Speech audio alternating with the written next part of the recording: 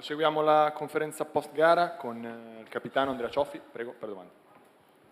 Ecco, oggi come si diceva anche col mister è mancato solo il risultato alla fine con i rigori, che sono la cosa forse su cui bisogna più lavorare, però a livello di prestazione è stata una crescita anche rispetto alle scorse amichevoli, soprattutto considerando che si è giocato contro una squadra di Serie A e che nello scorso campionato comunque insieme a Sassuolo ha dominato la regular season. Sì, esatto, è stato un crescendo con la prestazione di oggi, in tutte le amichevoli che abbiamo fatto in questo inizio di stagione.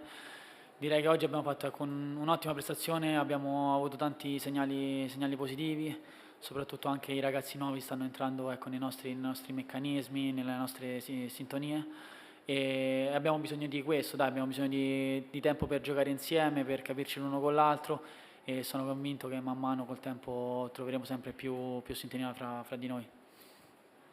Cioffi, buonasera. Tante note positive nella partita di oggi. Ti chiedo qual è invece l'aspetto più negativo, anche parlando con i tuoi compagni a fine partita, che è risaltato rispetto a come avete preparato la gara?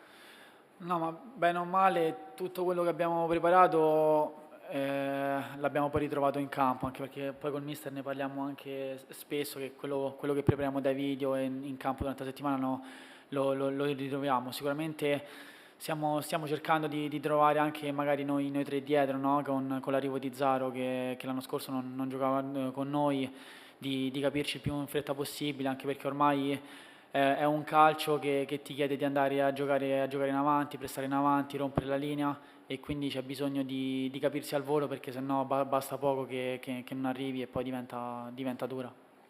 Ecco, rispetto all'anno scorso hai tutti i compagni nuovi, vicini diciamo di banco, no? Perché il centrale e la catena completamente nuove. Cosa cambia con le caratteristiche di Bisoli, di Cervo e dello stesso Zaro? Insomma? No, sicuramente hanno delle caratteristiche diverse, però per il modo che vuole lavorare il mister e poi alla fine si ricerca sempre le stesse cose. Poi sicuramente avere un giocatore come Bisoli, che è uno che comunque sia ti riesce a recuperare tanti palloni, sicuramente dà una mano a noi come linea, come può essere Cervo oggi che è molto bravo sull'1 contro 1, quindi poi andiamo a ricercare le caratteristiche dei nostri compagni per cercare di farli esprimere al meglio. Però ecco, come ho detto, abbiamo bisogno di tempo, di giocare insieme perché soltanto così possiamo capirli e riesco a capire io insieme ai miei compagni cosa fare per trovarci al meglio.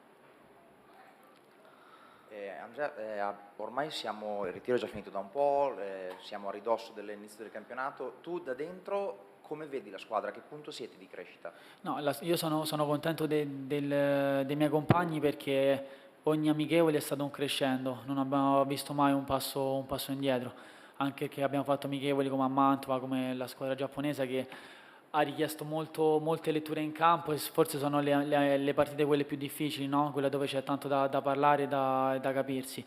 E sono fiducioso perché è stato un crescendo come dovrà esserlo a Pescara, dove poi già oggi è una partita ufficiale dove il risultato contava, però poi da venerdì inizieranno a contare i punti che saranno fondamentali. Quindi dovrà essere in questa stagione ogni partita un crescendo, anche perché come gruppo possiamo farlo, perché i ragazzi che sono arrivati nuovi si sono messi subito a disposizione e quindi sono molto fiducioso. Grazie a tutti. Grazie a voi.